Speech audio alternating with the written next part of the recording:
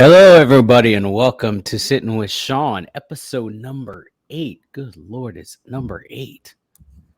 It's number 8. That's insane. Today we got a pretty awesome guest. His name is Juan. Welcome, Juan. Thank you. Thank you. Appreciate it. Thank you for having me. Hey, and I got a new microphone, so I hope it sounds good. I hope it Yeah, sounds good. you're getting there, right? You're gonna make it Get, now. hey, one of my buddies that I interviewed yesterday, he was like, "Hey, you'll start seeing those costs rack up a little bit every single time that you buy something new." Yeah. I'm like, yeah, this microphone's 150 But bucks. think about it. It is worth it. If you can help somebody in just the Yeah. littlest way, Yeah. to me that's what recovery is, So Absolutely. Yeah. Yeah. Long term investment for a good cause. Hey, and like right but when the music was playing, I was going. I'm in a good mood. it's a catchy tune, that's for sure. I It like it. is. I don't even know that I'm gonna change that. But Yeah. all right. So like I said, this is Juan. Juan, would you like to give a formal introduction of yourself? Yes, thank you. My name's Juan. I currently reside in Anchorage, Alaska. I have pretty much lived in Alaska my entire life. I was adopted at a very young age from Guatemala with my brother. My entire family's adopted, and out of all of us, him and me are the only two that are actually blood siblings. Um, I've lived here. I moved to Florida for a little bit and then came back. So Alaska is home. I consider myself an Alaskan, and Alaska is where I got in all my trouble, and started suffering. And now Alaska is going to stay my home, but now it's a whole different home because I'm in recovery. So Absolutely, absolutely. And I met Juan. I'd have to say last month. Like formally met Juan. Like I've seen him on Zoom a bunch, and I got to meet him in person, and I was like, man, we're the same height. that's always awesome, right? When you meet somebody the same height as you. Yeah, yeah. Especially like everybody's taller than us. Yeah, exactly. Yeah, even Like Carlos, everybody's taller than us.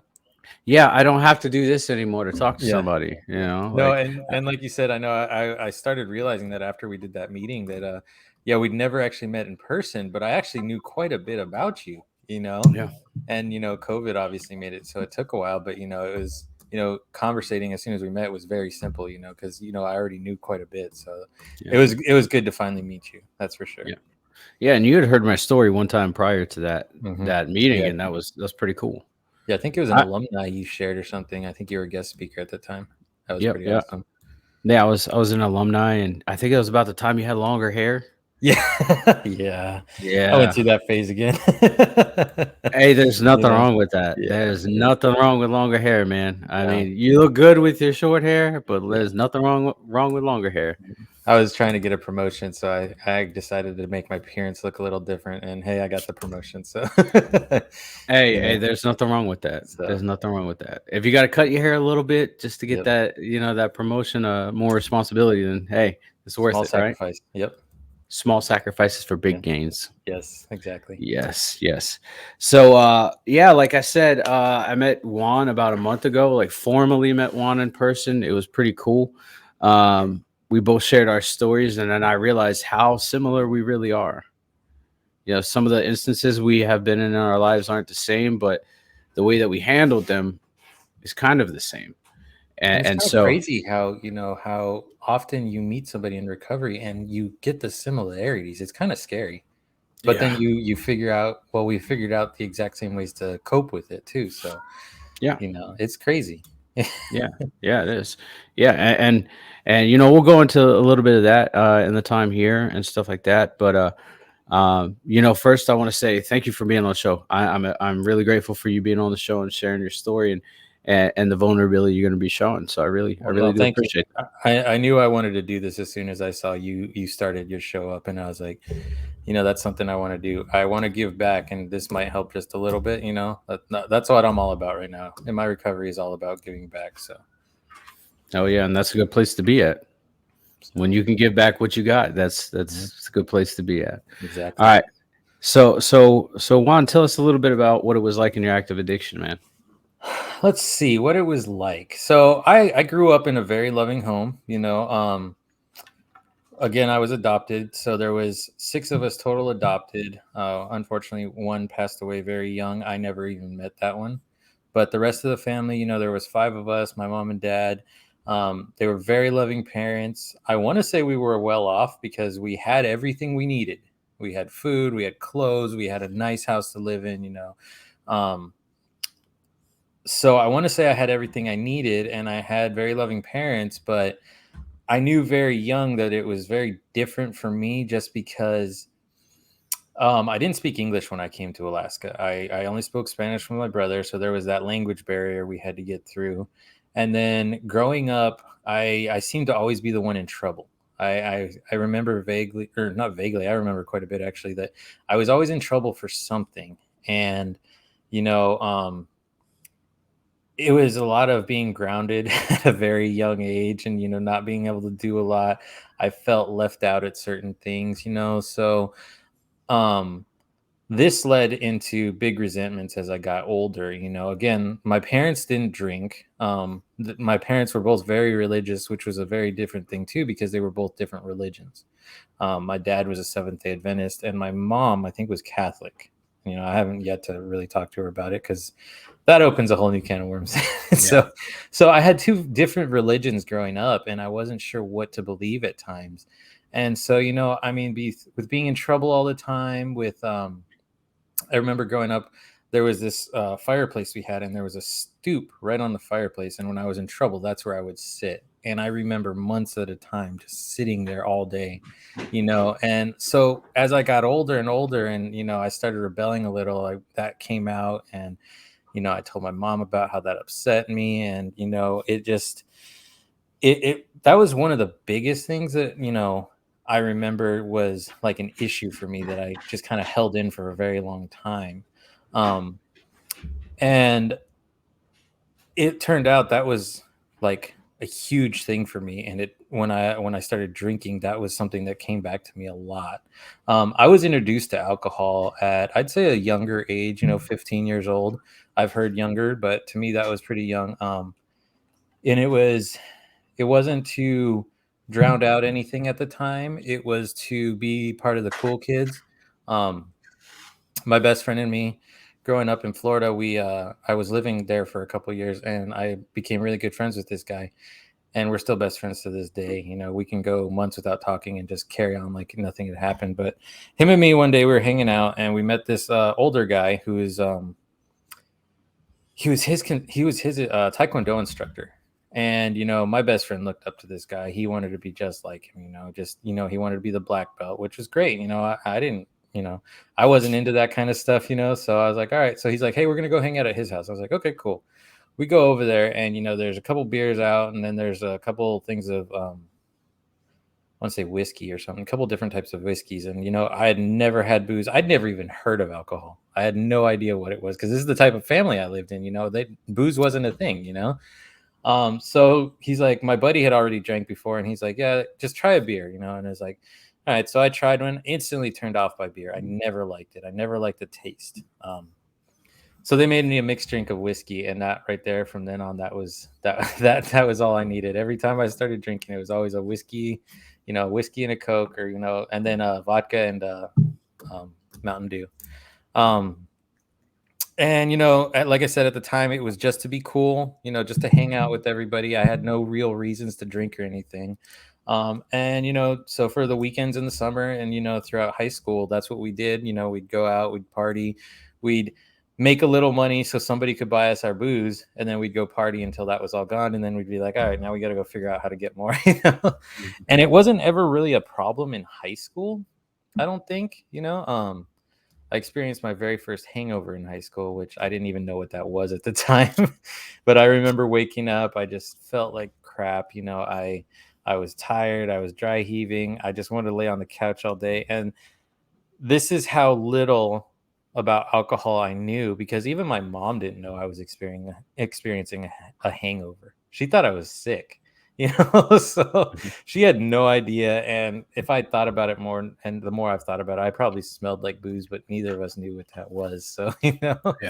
um, so I experienced that in high school. And then about 19, I was not getting along with my mom for some other reasons, but I was not getting along with her. So I decided to come back to Alaska where my older brother lived and was a commercial fisherman. And um, he's like, yeah, I can get you a job up here. You'll go fishing with me. I was like, that sounds great, So I come up here and, he's, what is he, 5 years older than me? So he's like 24 at the time. And he's got roommates and everything. And I experienced my first huge party with adults that they wanted to do everything.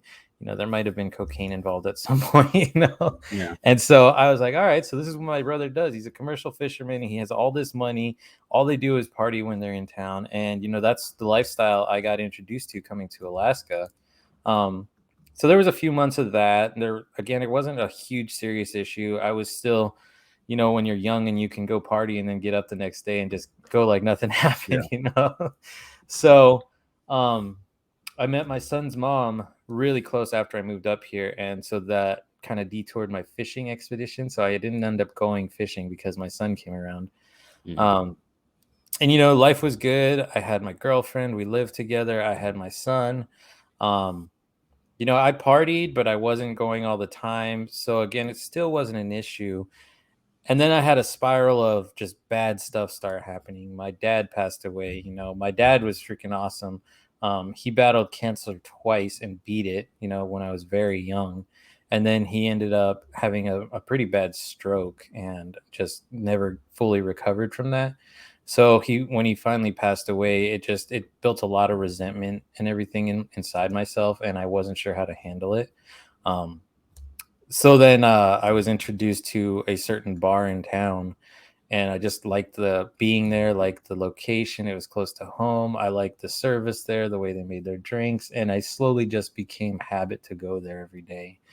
And I say slowly, but it was probably more quickly than I thought it was slowly.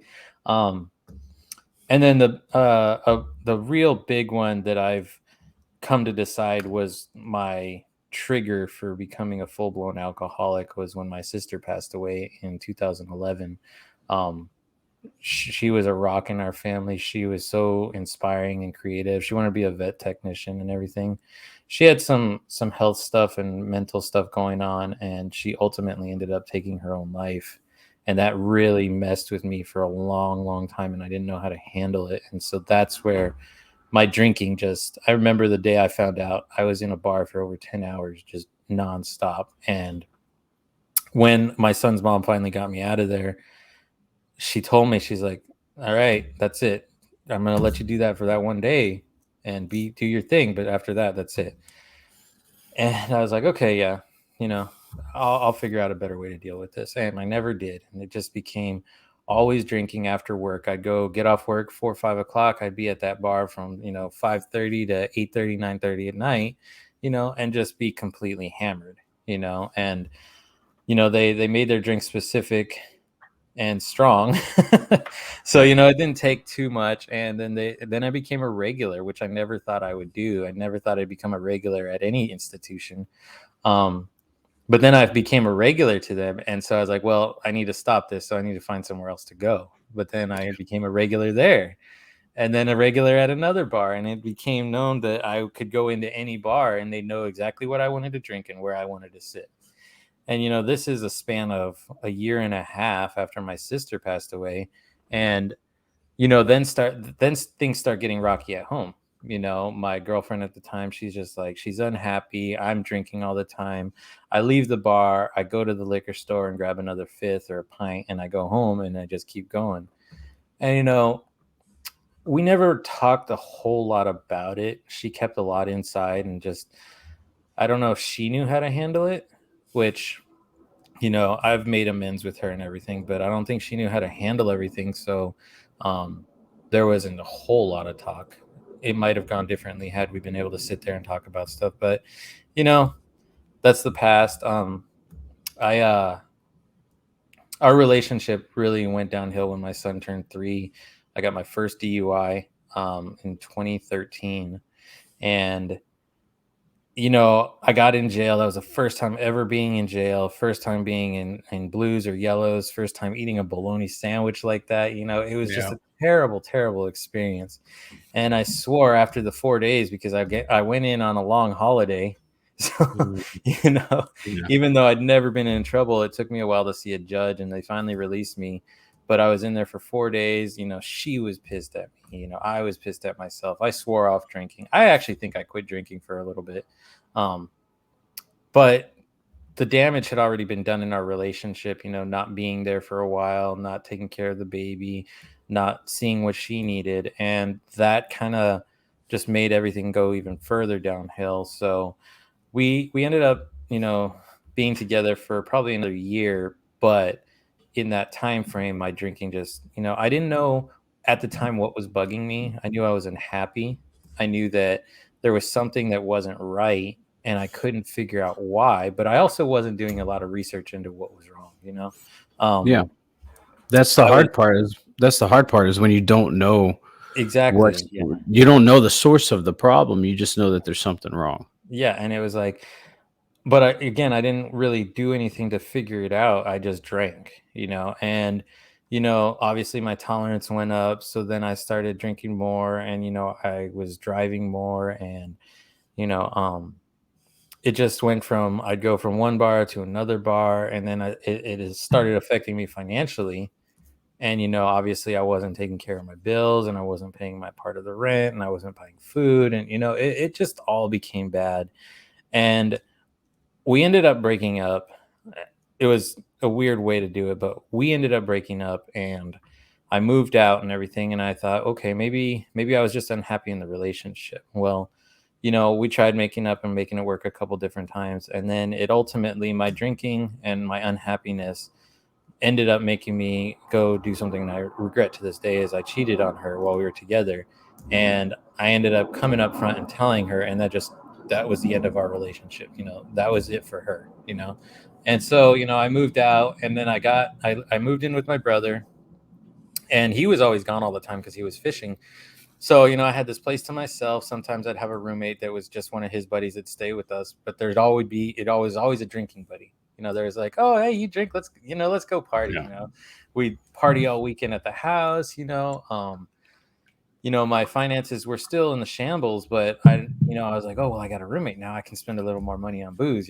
So, Yeah. it was always, a party. And, um, I ended up getting a second DUI in 2015, and this one was actually a car wreck DUI.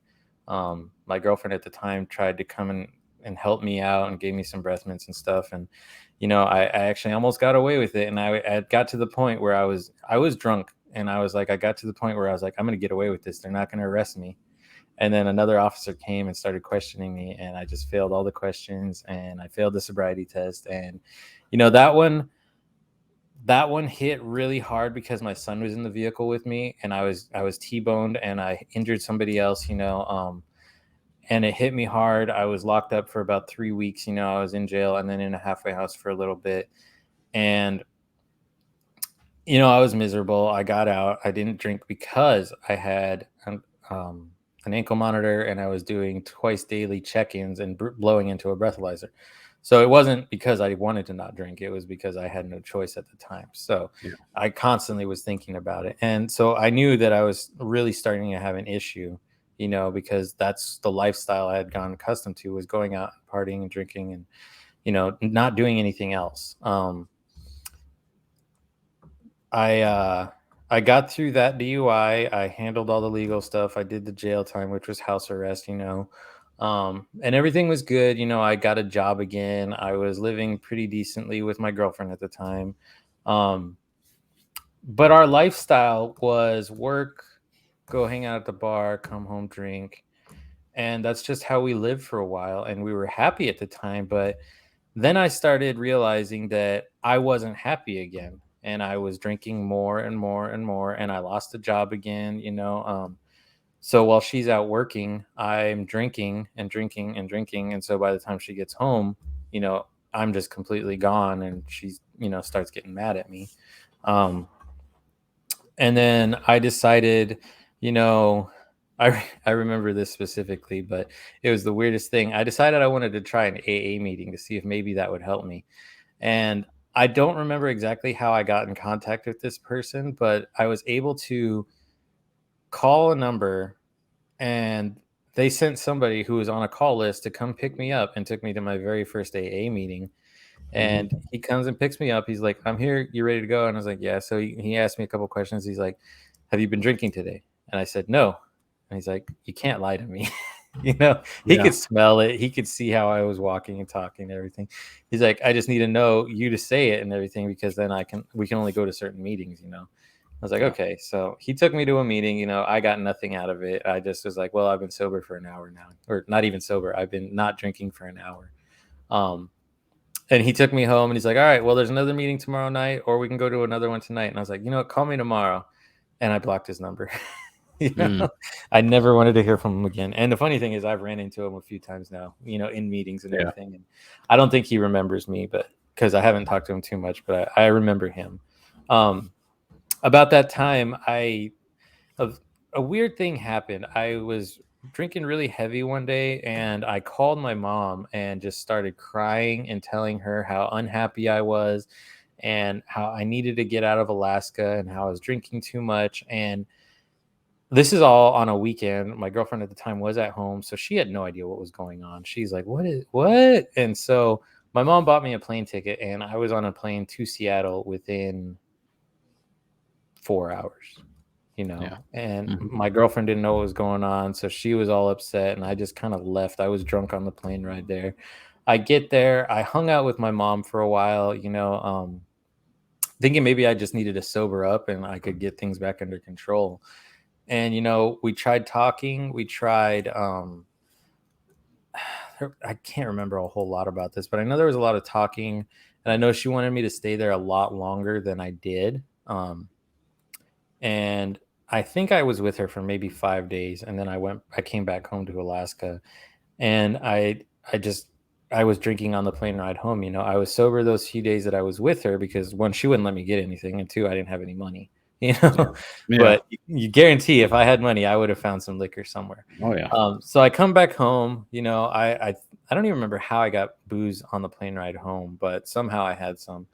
And I come back home, I made up with my girlfriend, and then she's like, "You need to talk to me more." And I was like, "Yeah, yeah, that won't happen again." And I want to say maybe a month later, it happened again.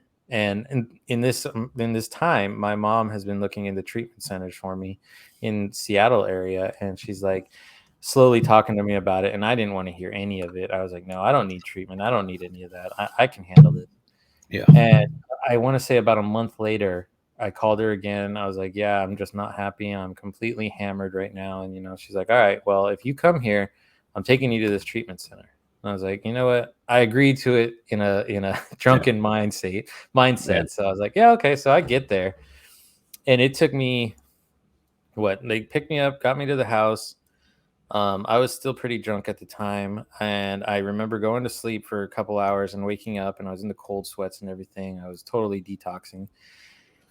And she's like, "All right, come on, we're going." I was like, I started fighting her the second she woke up and came down the stairs. And I was like, "No, I am not doing this." She's like, "I just spent money on you like twice to get you here. We're Yeah. gonna go do something." So, and I was like, "All right, you know what?" So we go to the treatment center, and I remember getting there and talking to the administrative people and everything, and they're like, "Well, if you want to be here, you need to tell us you want to be here. We can't admit you with your mom saying you need to be here or anything like that. Like, you have to come in and say you want to be here." And I was like, "Yeah, I'm not ready to do that." And we sat in one of their little lobby areas, and I saw the patients, and some were happy because they'd been there for a couple days, and they were joyful, and they were just like, "Oh, I'm sober." And then there was intake people coming in, and there's this one individual who just really hit me hard. He was an older gentleman, and he was just completely out of his mind. And I remember thinking and telling my mom I did not want to be like that when I got older and everything. And she's like, "Well, that's the path you're going down." And that's when it really hit me. I'm like, "Yeah, maybe I need to do a lifestyle change." So I agreed then and there to do the treatment program. It was a 10-day program, but it took me, I want to say, 16 days, because they wouldn't let me do anything until I completely detoxed. And it took me Yeah. about 3 days to completely detox. Um, and it was a very weird treatment type, but it worked. It was called aversion therapy. And Mhm. ultimately I ended up drinking and then puking to, get it out of my system. But there was a lot of self-reflection and meetings and talking to people. There was no AA in there, but there was a lot of group meetings and discussions. And I got sober, and I came back to Alaska after 2 weeks, I think, of that, because I had to get back to work. um, and I think I was actually getting ready to start a job, but like I said, a lot of that's still a big blur. But like we were talking earlier, it'll come back. But so I Yeah. came back and I was sober, and the next few months were good. I think I made it 4 months, and I was happy. I was sober. I had to go back to the treatment place at 30 days and 90 days, and I went back and did what they needed me to, and I came back and I was happy, and life was good again. And then I decided, maybe I'm going to try a non-alcoholic beer. And I drank those for a couple weeks, and I was like, this is fine. I can handle this. And then I had a drink, and I was like, this is fine. I'm gonna just have one drink tonight. And I had one drink, and then it turned into one drink, and then it turned into one drink. And then over the weekend, it turned into two drinks. And then the Yeah. following week, it was three drinks. And it was like, and within 3 weeks, I was right back to where I was, completely threw out everything I had just done and was just right back to it, you Yeah. know. And that caused my relationship to fail again, among other things. I ended up cheating on that girlfriend too, so it ends up, it's just not good, Yeah. Yeah. and so 2018 I got my third DUI, and 2020 I got my fourth DUI, and I had very similar processes to go through. I did quite a bit of jail time for both. 2018, I kind of just swept it under the rug. Like, I'm a felon now. I have nothing to really go for myself. I'm just going to live this lifestyle and just kind of live. Yeah. I didn't have a very good job anymore. I had ruined a really good opportunity, just because I stopped showing up for work and started calling in, and people were covering for me, and it was not good. And then by the time 2020 came, I was just really defeated. I was unhappy. I mean, I got to the point where I was going through the couch to find change to go buy shooters, just to get through the day until Hmm. payday came. I mean, that's how bad it got. I mean, I would go out and look in trash cans to see if there was, bottles of booze in there left over. Yeah. I mean, I'm not proud of this, but if you start adding up what people don't, drink, and start pouring it in one, you can actually get a shot out of it. So Yeah. it You're takes a not while. wrong. It takes a while, but you can Yeah. do it. In 2020, just, when I got that DUI, I was in jail for about 4 months. And, I drank once in jail because I had a cellie making, moonshine and everything in jail. And it didn't really do anything for me. So I'm assuming it wasn't that great. But that was the last time I drank, but I didn't get drunk. So my last drink was actually March 28th of 2020. And I haven't had a Nice. drink since then. And I'm very grateful for that. That's amazing. You hit on quite a bit, man. And I like I love your story. I really do. It's amazing. And the one thing I want to hit on is you kind of had people around you that enabled you. Hmm. And I didn't know that and at the time, but yes. yeah, Yeah. yeah. We look back and we see these people that we encountered in our lives, and whether they directly enabled us or indirectly enabled us. That's the hardest part, is like is being able to go back and say, oh well, when I was locked up, I blamed fucking everybody for my problems, dude. Like, I was like, my wife, Everybody but myself, right? everybody. I was like, my wife, she let me drink. My roommate, he let me drink. I mean, theoretically, if my roommate wanted to choke me out, he could have. But the thing is, like, I did it to myself. Hmm. Nobody else did. Nobody else held this gauntlet to my mouth and said, "Hey, dude, take a drink." And I Yeah, blamed my bartenders for the longest time, but you know what? I was paying them, so it's like, yeah, if I'm giving them money, yeah, they're gonna sell me what they, what I'm asking for. So I found everybody to blame but myself for years. I blame my failed relationships. I blame my brother because he wasn't here. I blamed my mom because she didn't understand. I blame my younger brother for stuff that he did years before. I always found somebody else to blame except myself. Yeah. And when I came to that realization, it was like, I really need to look at it this different now. Yeah. And when I did, it totally changed everything, you know? Just that one thing is you got to figure out who's to blame, and it was myself, and that completely changed everything. Yeah. And I figured that out in jail. you Yeah. know? Yeah. It revamps the way that you Yeah. think the moment that you accept it, that you're like, okay, yeah, I fucked up. It's Mhm. on me. Yeah. So, Multiple sorry, times. guys. I made a mistake. Yeah. Yeah. And the one thing is like, how many times, I know for me, I'll give you my answer afterwards. How many times did you sit and say, when am I going to get this shit right? After my first DUI, and my second, and then my third, and my fourth, it wasn't just the DUIs. It was because I went to jail different times during, uh, for different things when I got my DUIs. I'd break probation or violate my parole or something. I did that, so I got arrested a couple different times. And I was like, okay, because one time when I think it was my second or third DUI, I was blown into a breathalyzer in front of somebody every day, twice a day, and I ended up having drinks the night before and going and doing it, and then they arrested me, and I was like, well, why was I out drinking so late the other night? Why? Yeah. I wasn't even saying why am I drinking in the first place. It was why was out late drinking, and then why did I have that last drink? That Yeah. blew me right over the point. Yeah. So it's the mindset of an alcoholic, which I am a severe alcoholic. I'll admit that. It is not normal. you know No, it's um not. it's and it takes a long time to realize and figure that out, and when you finally figure it out, you still don't have everything figured out you know No. and I mean, I know for sure I haven't figured everything out, but I know what I need to do to stay on track. So Yeah. And one of the things that I haven't shared with you, and I don't think I've shared on the channel yet, is I have an uncle that is in recovery. In a roundabout way, in a very weird way, him and I have the same sobriety date, and he lives in West Virginia, or sorry, in Virginia Beach, and we didn't talk at that time. mhm. And I remember looking at him, and he was bad, right? And I looked at him, and I was like, oh, he's fucking terrible. He, oh my god, look at him. He's got the shakes on my couch. He's fucking terrible. But I didn't do a lot of introspect work, and I didn't say, well, you're just as bad as him. You're just not shaking, Yeah, you know. And then I would have family members call and say, you wouldn't believe what he did. He went to Walmart and stole mouthwash so he could get drunk because he can't go get beer.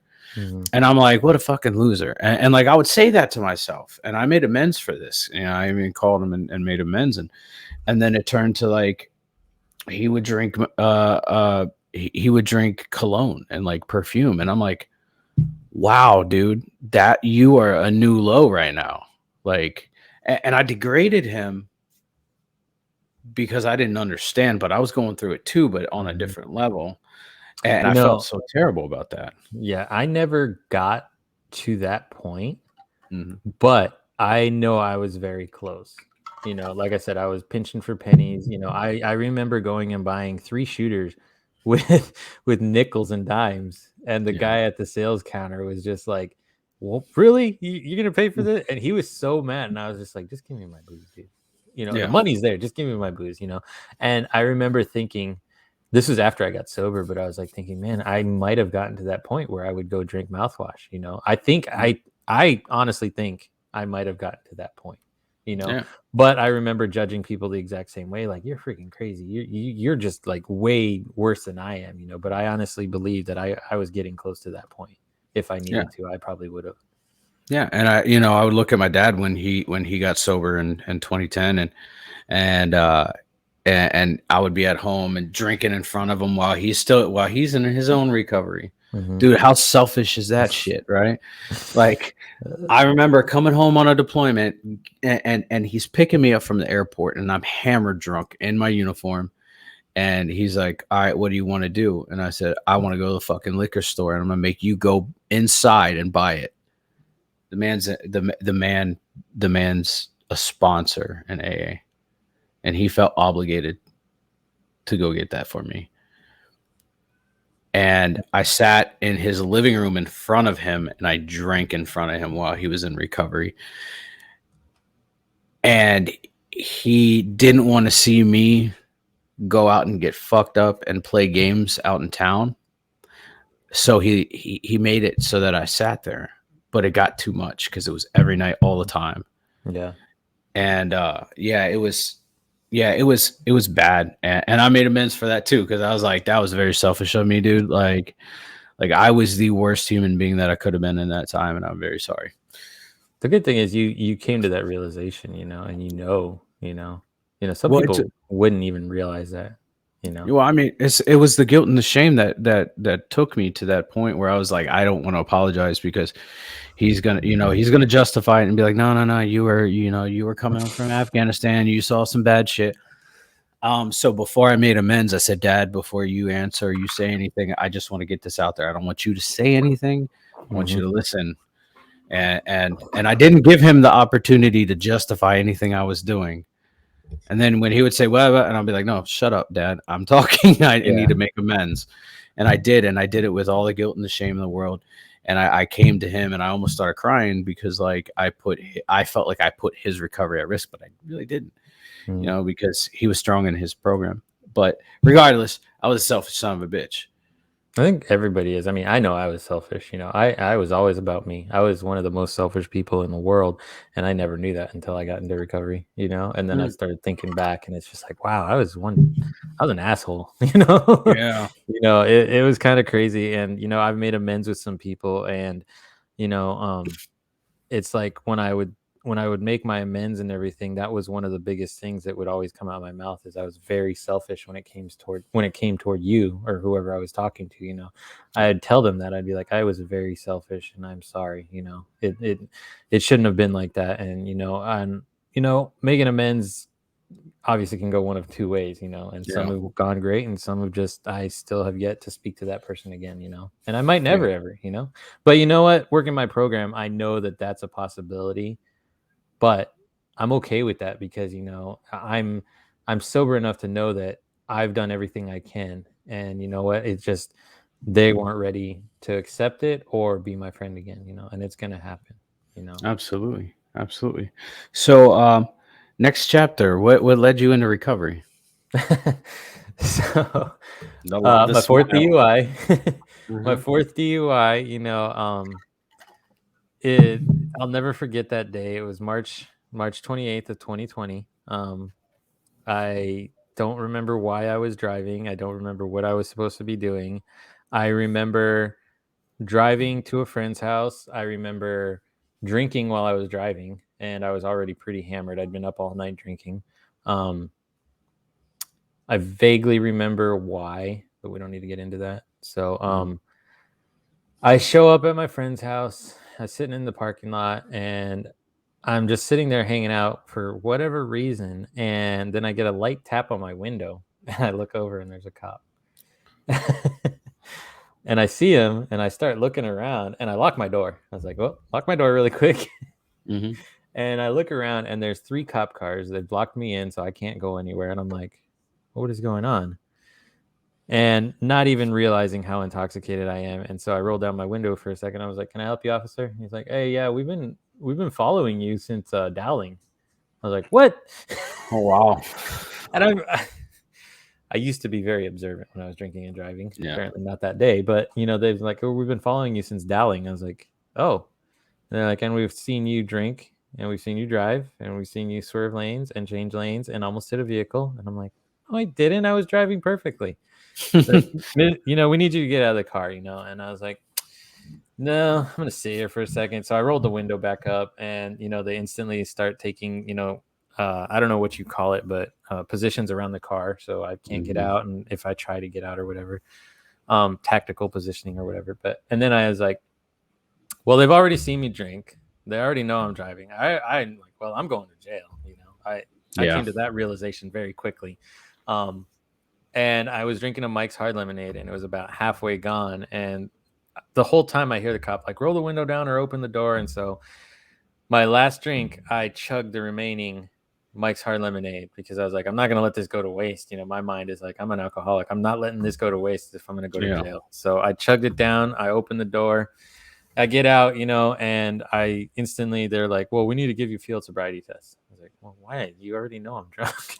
Yeah. I Yeah. don't understand all this. So then I'm like, well, there's a chance then. And some of these details I remember is like, there's a chance now because they start giving me the sobriety tests and there's snow on the ground. I can't walk a straight line because there's snow and ice and they're trying to take Yeah. me somewhere that's straight. And I was fighting it the whole time. I think I ended up falling over and almost hitting one of the officers, and they're ultimately like, all right, we're going to arrest you for DUI. I was like, yeah, all right, well, I give up then. And at that time, I was like, all right, I give up. I'm not going to fight you guys anymore. I'm not going to argue. Can I make one phone call to my boss? And they're like, all right, you know what? You can make your phone call. So I called my boss, and I just gotten this promotion to be the supervisor. And that might have been why I was drinking. I don't know. But I called him up and like, yeah, I'm not going to be to work tomorrow. And honestly, I don't know when I'm coming back. Because at the Yeah. time I knew what I was looking at. I was facing my 4th DUI. I was breaking my probation. I was, violated by drinking, violated by driving without a license, so I knew I was going to be inside for a good amount of time. And, I don't know why, but I can remember every time going to jail very specifically, getting into booking, talking to the officers, going through dress out, getting all my stuff, but every time I've been told I've been the nicest person they've arrested, which I could never understand. They're like, Hey, oh, man, I guess. hey, you're very calm, you're very polite. And when I started thinking about it, I was like, why? Because I'm trying to get out of jail now. Yeah. And maybe if I'm nice enough, they'll drop me Yeah, off at the yeah. And I corner. was like, you could tell the judge that I've been good this whole time, and maybe he won't put any bail on me or something. Yeah. And the cop was very honest with me. He's like, dude, you're gonna have bail. You're probably gonna have third party. You're gonna have some type of monitoring. And I was like, oh crap. So Yeah. so I knew I was gonna be inside for a minute. So inside, I got my bail conditions, and like I said, I had to have a third party, and I had to have a good residence to live at, which took a while because this happened right when they shut down everything for COVID. So it Yeah. was terrible timing for the whole situation. My 2 older brothers were pissed off at me. They were like, "You haven't learned. We're not going to bail you out."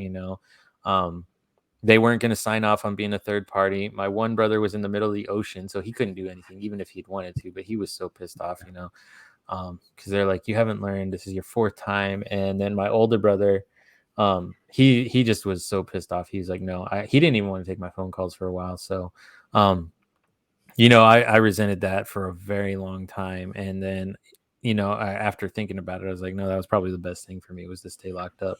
And I want to say I was in jail for, I know 3 months for sure, but it could have been Mhm. closer to 4. Um, Yeah. and I met a bunch of people in there. I met some very different individuals in jail, but I met some really good people in jail too. And one of them in particular, um, he was, we talked at night because he was my bunkmate and everything. And I told him why I was in jail, and I ended up telling him my life story and what was going on and everything. And he's like, sounds like you need wellness court. And I'd heard about wellness court. I'd been offered wellness court, but I wasn't ever willing to commit to it. And he's like, you should do wellness court. It changed my life and everything. And I was like, I kind of looked at him. I was like, well, you're in jail. He's like, yeah, that's a totally different topic. And we're not going to talk about that. I still to this day have no idea why he was in jail, but he was in there. But he was still sober. And he told me he'd been sober for over 2 years. Oh, And, wow. so he was telling me about it, and he gave me details and everything of what I would be going through. And he's like, if you can, ask about it, see if you can get in there. And so the next time I talked to my lawyer, I was like, is this an option for me? And he's like, I'd have to look. And at the time it wasn't, I can't remember exactly the specific reasons, but it wasn't an option. And Mhm. then they came back and said, all right, we're going to give you a shot. I did a couple little assessments and everything, and they asked why I wanted to do it, and I was like, well, I've been an alcoholic. I know I've had an issue with alcohol for quite a long time. I've just never figured out how to handle it and deal with it. Yeah. Excuse me. So my lawyer finally got me on the docket to go talk to the judge and everything, and that was over the phone. I think this was right after they started doing everything through the phone and everything. So I remember talking to the first judge, Judge Morse, and he asked me all the questions and everything. He's like, "Do you want to do this?" Blah, blah, blah. And I was like, "Yes, I want to do this." And again, I knew what the guy had told me about wellness, but I didn't know everything yet. Um, but the first thing was to get me out of jail. So they Yeah. finally got me out of jail. They finally got me. My brother finally came into town for something completely different. I'm sure he was set to just keep me there. He would have been fine with me staying in jail because he knew where I was. He knew I was Yeah. safe. And he knew I was sober. Yeah. So, but I finally was able to talk to him, and I was able to convince him to sign off on letting me stay at his place as my residence. I got the ankle monitor, I got the breathalyzer, I got the GPS. So at one point I was wearing 2 ankle monitors, Hey, me and too. blowing and blowing into the machine. So, How inconvenient is that? oh man, it's terrible. Sleeping is the worst too. It's like, Yeah, yeah. You kind of have to sleep spread legs so you don't clank yeah, those things together. it's crazy. But so I was finally able to get into that, and then all my court proceedings were over the phone because of COVID. Um, I remember the only one I actually had to do in person was when they accepted me into the program, and I had to go in and they were like, all right, this is what you're going to be doing. I met my PO that day. I signed all the paperwork and everything, my agreement. And then they're like, all right, so you start next week. I was like, okay. And I didn't know what to expect. My lawyer could only tell me so much. The PO at the time could only tell me so much, and what I'd learned in jail had only told me so much. But when I got into the program and started doing it, the requirements blew me away. Yeah. I Yeah. couldn't believe that they wanted me to go UA 3-4 times a week, and I was like, I don't have Right. a car, I can't do that. Hmm. I couldn't believe the classes they wanted me to do. I couldn't believe I actually think I got a little ahead of myself. I got out of jail and I worked for about 6 months before I actually got into the program. So I had a job and everything. But Yeah. when they finally let me in, they were like, "All right, well, this is what you need to do." So, and I was working night shift, and they wanted me to do classes in the morning. So I'd get off work at 5 o'clock, go home, do my classes from 10 to 12, get to go downtown to go do a UA, come back, try and get a little sleep, and go back to work. So that Yeah. was my life for a couple months. And I went into the program. This is a big thing. I went into the program thinking 18 months. I don't go to jail anymore because I was facing 5 years, 3 of it, Yeah. at least 3 inside. I was facing that. And I could have been more because I had violated my probation. So, I was in there because I didn't want to do the jail time. They said they'd reduce my fine. They would take. No, that wasn't it. Then I was going to say they'd take the felony off, but that's not a thing yet. Um, and I'd have a possibility to get my license back. So Yeah. that's why I went to wellness court. That's why I decided, okay, I can be sober for another 18 months. And, after that, once I graduate and stop my, PO check-ins and everything, I'll go back to drinking. Yeah. That was my entire mindset. And I let Carlos and I let, Steve know that. And I let Tommy know that, I let Yeah. everybody know. I might have even told my PO that at one point. Yeah. I had full intentions of graduating this program and going back to my lifestyle. And the way that my mindset changed on that is kind of crazy. Yeah. Well, So I mean, that's how I got into wellness and into recovery, was because somebody who completed the program told me to, and I knew I needed something. So the mindset of recovery wasn't there yet. That didn't happen until about 3 months in. yeah. When I got out and I already had my very first vet court meeting. This was right before COVID. This was December before COVID started, and I remember shuffling to the fucking courthouse in the goddamn slippers in the snow. Dude, the worst experience ever. Oh, man. you know, um there were no coats, so I was already in that motherfucking thing, and I was like, God, it's cold out. And this is the first time that I see my wife being out of jail, dude, and like it wrecked me because I had to look at her face, and I couldn't. Mm-hmm. I couldn't look at her face because of what I did. I couldn't look at the pain that she felt. I mean, I looked up one time and she was smiling because she for once realized that I was still fucking alive. But the pain that she felt, like looking at me in shackles, something that she never seen me in before, and I'd never seen Mm-hmm. myself in before. When you're That was sober, that's a terrible feeling, you Oh know. my god. Oh It my is god. And terrible. as a matter of fact, I think this right here is the first time that I've ever said that, and it hurts. Like I do want to cry. I'm not going to. But the thing is man, is like seeing my wife in that amount of pain because of something that I did and what I did to her, that fucked me up real good. Mm-hmm. And and when I was in the booth and Judge Wallace, I don't know if you've had the pleasure of meeting Judge Wallace. I don't think so.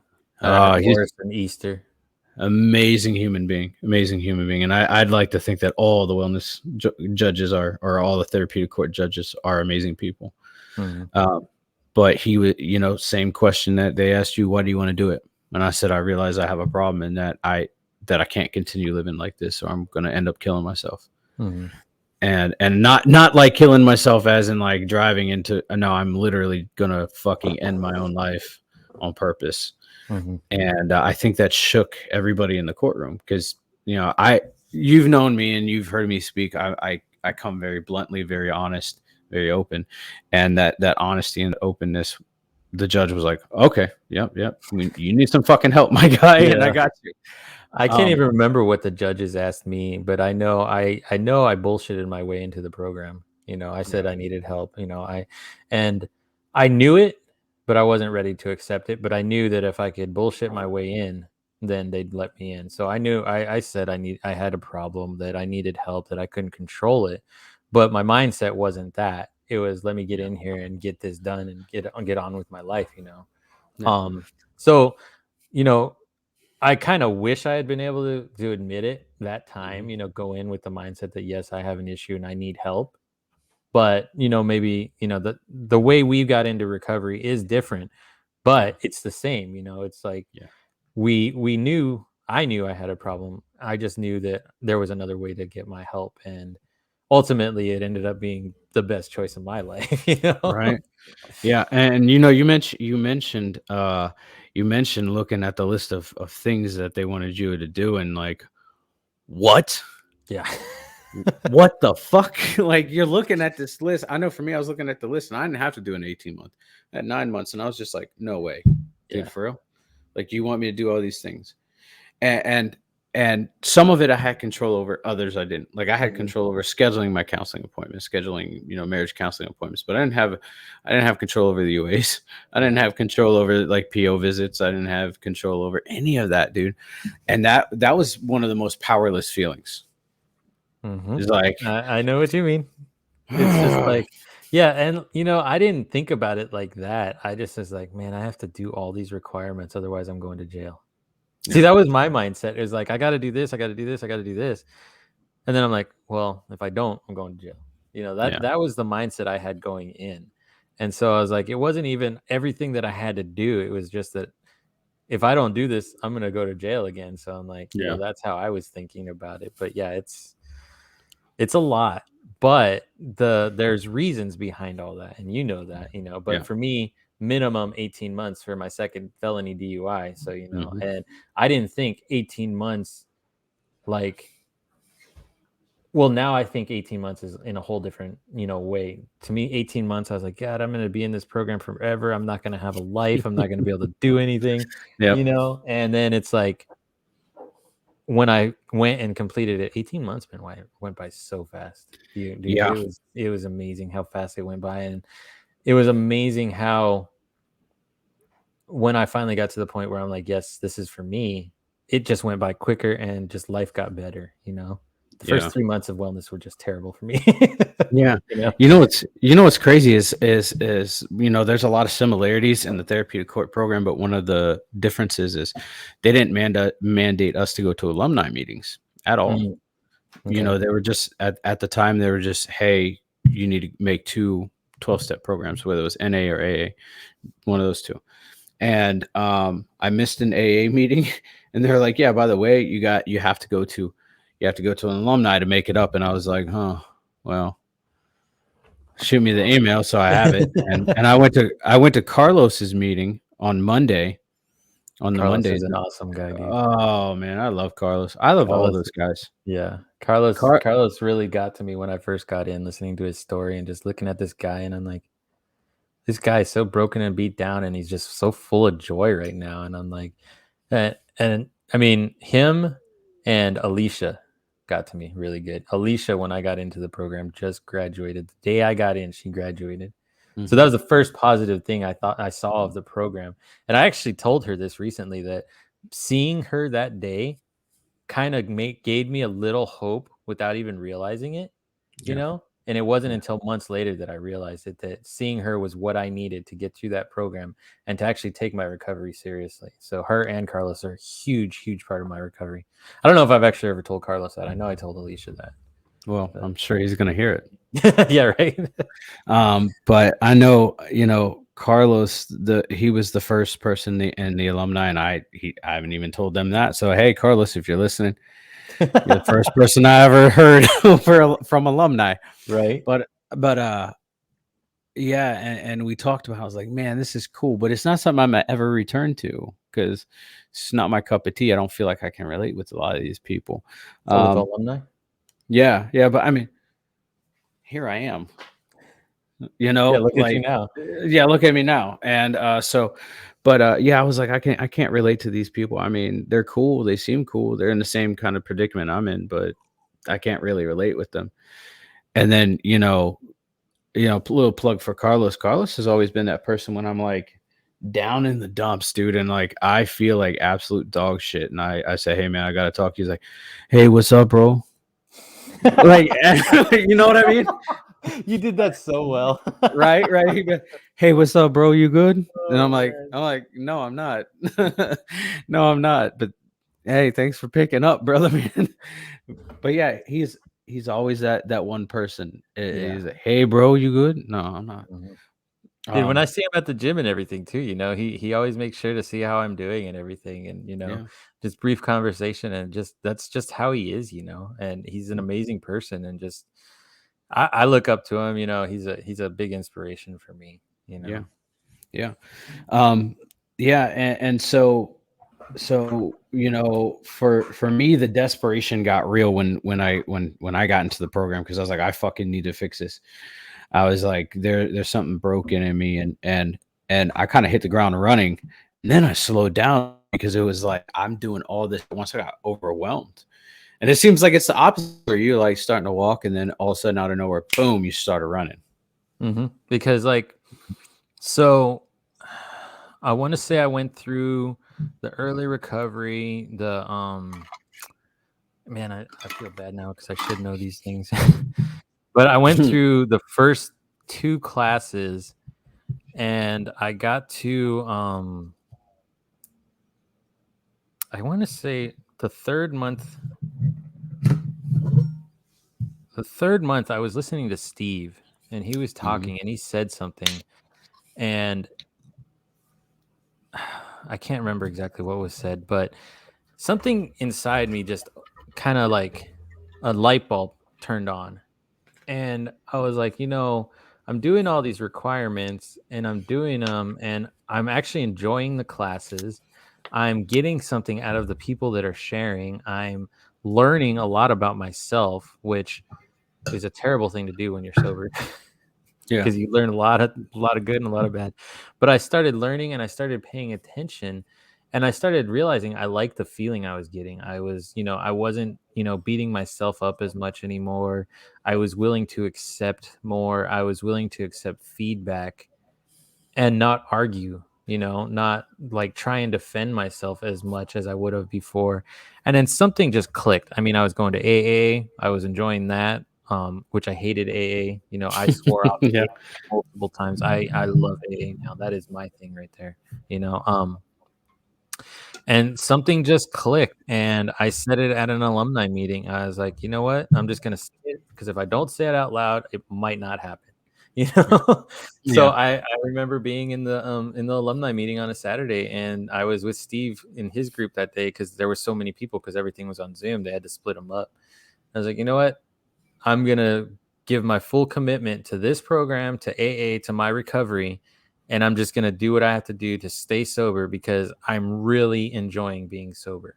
I'm not enjoying all these things I have to do, but I'm enjoying being sober. I'm enjoying the benefits of being sober. Because, dude, the benefits of being sober, oh my God, they Yeah. are they are so incredible. And we can talk about more of that in a little bit. But Yeah. I said, this is what I need to do, and this is going to help me in more ways than one. So I'm giving everything I have. And from that point on, I hit every meeting, I hit every class, I did everything they needed and required, but I did it willingly and I did it with 100%. I did all my MRT classes, I did all those steps that you have to do in MRT. Hmm. um, I gave 1,000% to all of those. And when it came time to do the self-reflecting, when it came time to figure out what was wrong with me and do the deep, what do you call it? Deep self-reflection of why I was unhappy. I mean, yes, I got depressed because of that and everything, but I was able to work through it and figure it Yeah. out. And I learned so many things about myself that I would have never done. And, had I kept the mentality of I'm just going to do this program and get done with it, I would not be where I am today. Because I know for a fact I would have gone back to drinking. You know, Yeah. I don't know if you've ever heard when Steve tells people that, somebody graduated the program and then within a couple hours they were out, Yeah. partying. Well, Hmm. I want to say I would have waited a while, but I don't think I would have. Had I been going the way I would have, I would have just Yeah. gone back to my partying ways. So, once that 3 mark, and I don't know why it was 3 months, because at that point I had been sober for 9 months, because I had Hmm. help from the state, but I had just started working my steps with my sponsor. I know everybody laughs when I say that, but I Yeah. just started I just working. caught that. I just Yeah. caught that. Yeah. It's like I started working the steps with my sponsor. I was on the first few steps of MRT. I had gotten used to my schedule of being at work, sleeping, doing my classes, doing my UAs, and I was very fortunate when I went through the program because when I went through the program, because of COVID, it was all on Zoom. You know, Yeah. I didn't Yep. have to go to all the meetings in person. I didn't have to go to Aquila in person. It was all on Zoom. And my brother came back from fishing and was here for the entire year because they had shut down the fishing industry for what he was doing. And so he willingly took me to all my UAs and everything. I didn't know this for the longest time. He never even said this, but for some reason it came up in conversation that he said for anything in my recovery, he would help me willingly. So taking me to my UAs, taking me, helping me get to and from work and stuff Yeah. like that. But he told me that, and I was like, I had no idea. I thought he was being Wow. a good big brother, but I also didn't know how worried he was about me. He Yeah. knew I had an issue. And my brother, he was a party animal. He drank and everything, but he never had an issue like me. He hasn't had a drink. I think the last time he told me was like 6 months.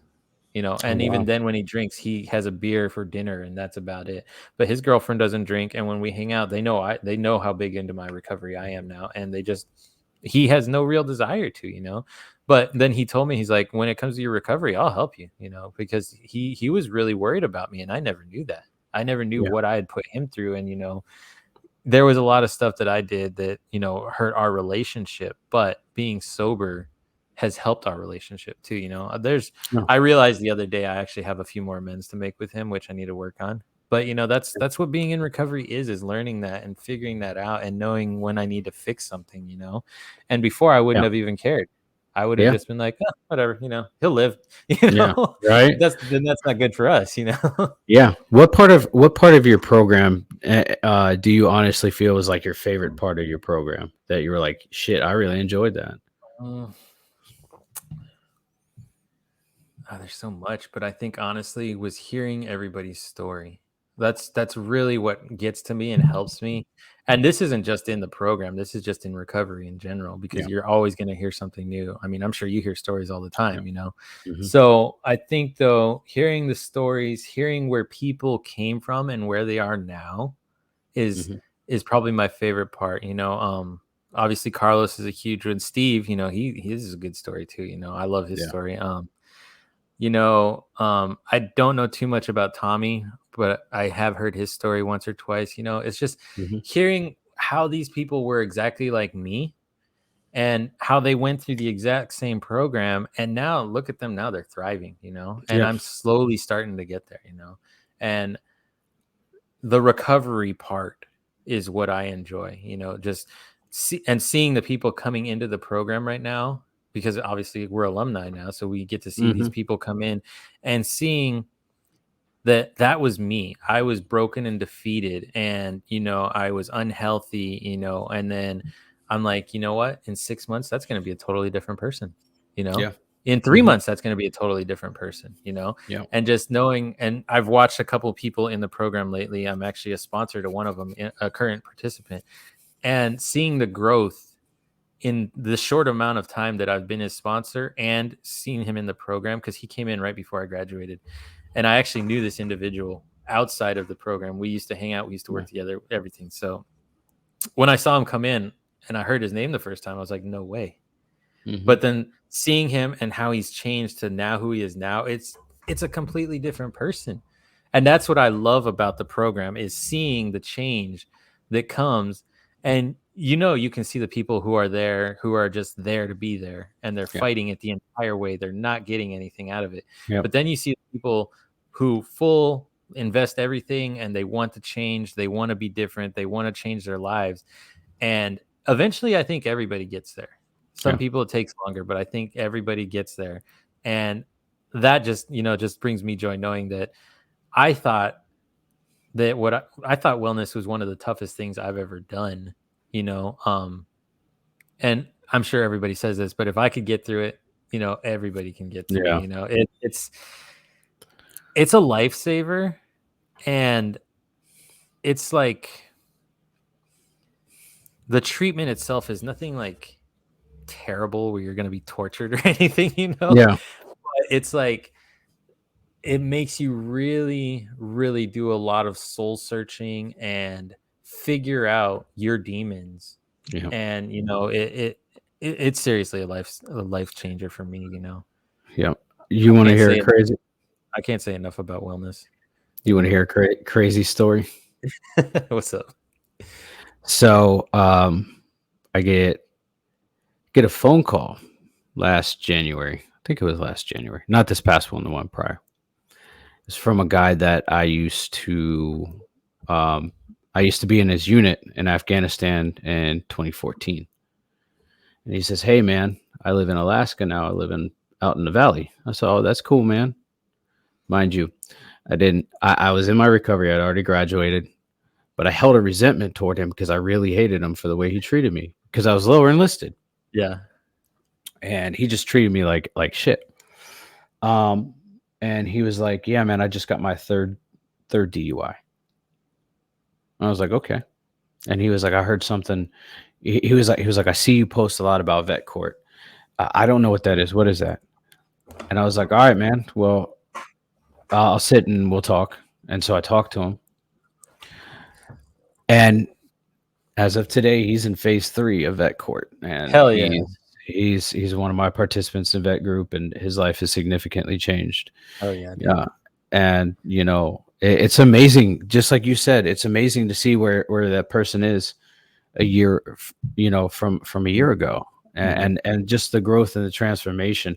Because it's crazy to think about, and I'm gonna say it here. Somebody looked at us that way. Seriously, and I'm sure multiple Somebody, people. yeah, You know? somebody was sitting there, and they're having that same conversation. I can't believe how far he's come in this span of time. Yeah. Yeah. Well, you know, I have a lot of support in my recovery, and I've lost a lot of friends because Mhm. I don't drink anymore. You know, I've lost I've lost a lot of friends, I've gained a lot of friends, and then there's the friends that I was drinking and partying with who are some of my biggest supporters. Yeah. Even though they still drink and stuff and they hang out and do their thing. I have a couple close buddies that we can go hang out and they'll either choose not to drink in front of me, and that's Mhm. their choice. I mean, I've told them they can drink, they can do whatever they want, and then there's times that we'll be watching football or a basketball game and they'll have a beer or two. But that's it. It used to be Yeah. 3 beers, a shot, mixed drinks and everything. Yeah. Now they toned it down. And, I was like, you guys don't have to do that and everything. But they're like, and multiple have told me, they're like, but we respect your recovery and Mhm. we are appreciative of your recovery because they knew where I was. And a lot of them told me I had a problem, and I Yeah. didn't listen. So, that's another thing is I found out who my friends are. Like I said, I've lost friends, but obviously I didn't need them in my life, and some of them aren't doing so good, Yeah. unfortunately. And that's the thing too about recovery and addiction. It's like I can't help them because they're not ready to be helped. And I can tell them, hey, you can go to this meeting, you can try this out, but unless they're ready and willing, nothing's gonna happen. But like your buddy, he calls you up and is like, I need some help, and now he's phase 3. That's amazing. Yeah. That's awesome. Yeah. My buddy, he just got in trouble and just he needed something. And then when he found out when I found out I was going to be his mentor, I was like, "Oh hell yeah, this is awesome." And I gave him everything. I told him every detail he needed to know. I was like, "You're going to be required to do this. You need to do this. You need to do that." Yeah. And I've actually mentored when I was in the program. I actually mentored 2 people. Mhm. As one of my things for volunteer hours was to get a second participant to be their mentor because I knew right away. Well, no, not right away. I knew that I was going to be giving back and that was going to help me in my recovery. So I was like, you know what? Rather than going out and volunteering with somebody that I might not ever help again, let me see if I can help somebody in the program, Yeah. and help them along the way. And I think I've done that, with both my mentees. Yeah. So that to me is a huge part of my recovery. And now it's just about helping everybody and giving back. Yeah. One of the things that I hear a lot, when I see new participants come in, they say, I've lost so much. I have nothing left. I've lost everything. I've lost my family. I've lost my friends. I've lost my car, my house, my finances. And I look at them, and I'm living proof of this. I said, whatever you've lost, you'll gain that much more and Hmm. more, you Hmm. know, because at one point I felt like I lost my family. I felt like I lost my livelihood. I felt like I lost everything, man. And at the end of the day, I gained it so much. I gained it back and so much more. Like, my relationship with my wife is better than it's ever been. My relationship with my kids, better than it's ever been. My parents, same thing. My Hmm. in-laws, crazy to think about. Crazy to think. My relationship with my in-laws is better than it used to be, and now there's a two-way communication where I can say, hey, look, this is a part of my recovery, and they respect it, Hmm. and they say, okay, I understand, I get it. Yeah. um but what does it look like now for you, man? Like Oh being man, sober and being your program, graduating the program, what does it look like for you? it is like night and day. It's like the worst winter versus the best summer. It is. My life is so amazing right now. I graduated April of this year, so it's been what, a little over almost 3 months. No, wait. Hmm. Yeah. So, and honestly, when I graduated, I was a little worried. Because I knew all my requirements, everything I had to do was going to go away. I wasn't going to have to call the UA hotline anymore. I wasn't going to have to monitor which meetings I was going to and get signatures and stuff like that. I wasn't going to have to check in with my PO. I mean, I have a PO now, but that's complete. That's just like to finish out the remainder of my sentence and everything. Yeah. Um, so I was happy to be graduating, but I was really scared. And it took a lot of talking to my sponsor. It took a lot of talking to my peers to realize that I was ready to graduate and be out on my own and actually live the lifestyle of being in recovery. And it's like I'm doing all kinds of things that I used to never do. So I still work my night shift job right now, and because of recovery, I have a very good job. I've worked my butt off to get a promotion, which I just got, and I've wanted this type of position for a long time, and I've always like messed it up. So Yeah. because of my recovery and the program and everything, and my AA program, I've shown my company what I can do for them as an individual. They are I know they know about me. I am very open about my recovery to them. They know when I want to go to meetings. They know when I have to come in late because I'm going to do a VIP talk, with you. Yeah. Um, they are very supportive of it, and so that and the honesty and then just showing up for work and doing my job and being good at it is giving me an opportunity to go be a leader in this company. So that's one thing that's good about this. I got my license back, obviously. I had completely given up on ever Yeah. getting that back. And then when they said, "Oh, you can get a limited license and try and get your actual license back." Boom, that got me right there. I was like, "What? I can Yeah. get my license back?" But, obviously that took a while. And I had set a goal to get that back before I graduated, and it was looking like it wasn't going to happen. I literally got it within 2 weeks of graduating. Nice. So I was really getting worried, and it was starting to upset me, and it was just like, I don't know if this is going to happen. And I ended up finally getting the last bit of money that I needed and able to go through the entire process. And now I drive where I want to whenever I want to. It's awesome, and I had never thought I'd be able to legally drive a vehicle again.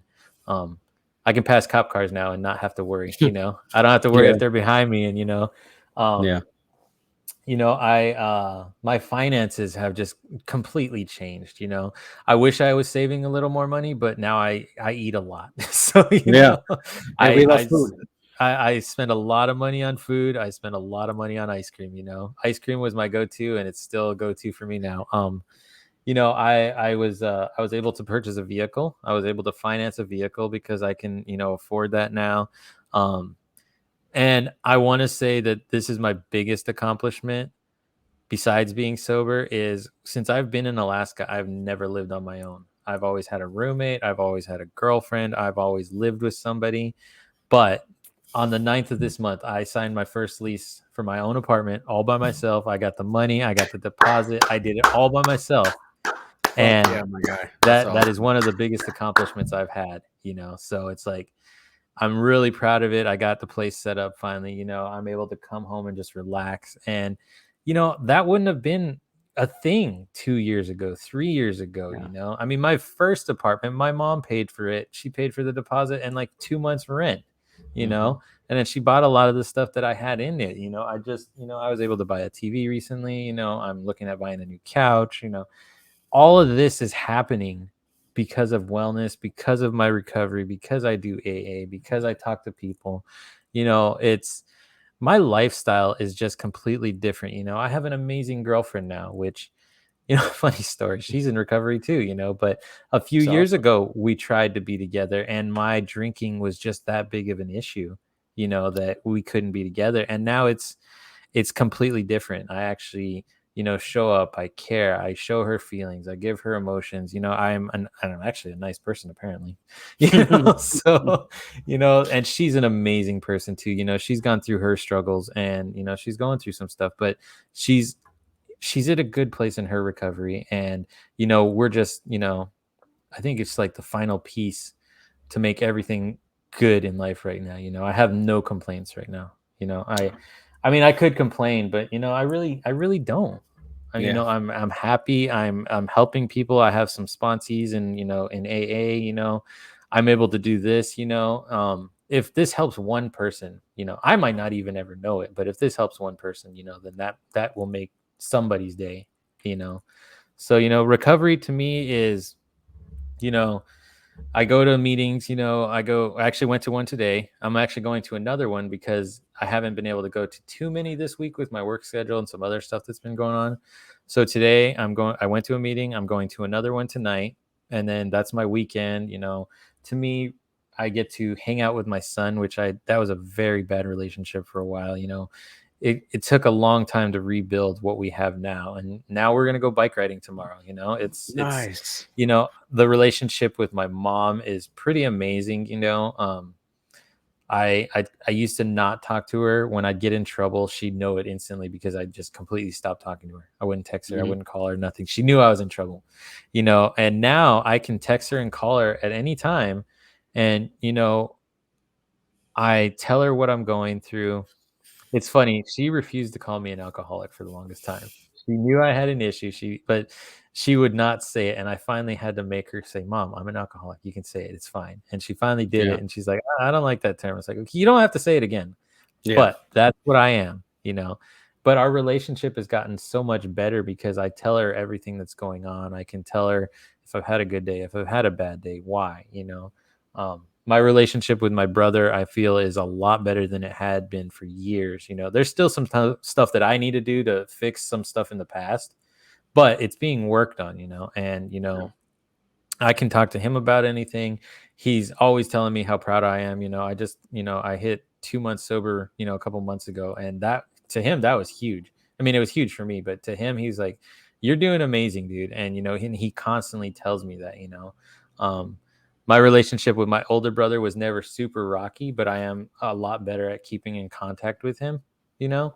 And then my little brother, we're working on getting back to a good younger older brother relationship. So, to me, recovery today and my life today is just it's it's a complete 180 of where I was 2 years ago to where I am now. 2 years ago I was living rent free in my brother's place, scraping nickels and dimes together just to get a drink and not even eating because I prefer drinking over eating. To tonight, I'm going out with my girlfriend. I think we're gonna go eat steak or something. it's Hell it's a yeah. completely different thing. And I'm happy, I'm sleeping well. Um, if I'm having a rough day, I know what I need to do. I need to go hit a meeting. Yeah. If I just need some time, I can make a phone call. I can call any participant. I can call my sponsor. I can call my girlfriend. I should probably get your phone number so I can call you. Absolutely. I was gonna say So, that. You can call me. yeah, it's like it's just a whole different me. It's a whole different outlook on life. And it's all for the better. And I think just the longer I'm sober and working my program, the better it's gonna get. Yeah. So You mentioned VIP, and for anybody listening, VIP is Victims Impact Panel. It's where people who have their first DUI come and they listen to people like us talk about our story, and not try to convince them not to drink, but not to drink while driving or drink or drive under the influence. Why why is it so important? And this is a question that is coming from the heart. I don't know how to ask it properly, or in a way that doesn't sound confrontational. But VIP, why is it important for you to be there every single time? so I don't know if you were there when I told people this, but I have at least one victim that I know of. Yeah, And as far as I know, all that happened was he broke his wrist. He was in the car. He's the one that hit me in the car accident that I had under the influence. And like I said, all I know is he broke his wrist. But I know I have other victims of a couple. I don't even know how old they were, but they were young girls that I almost hit in my car.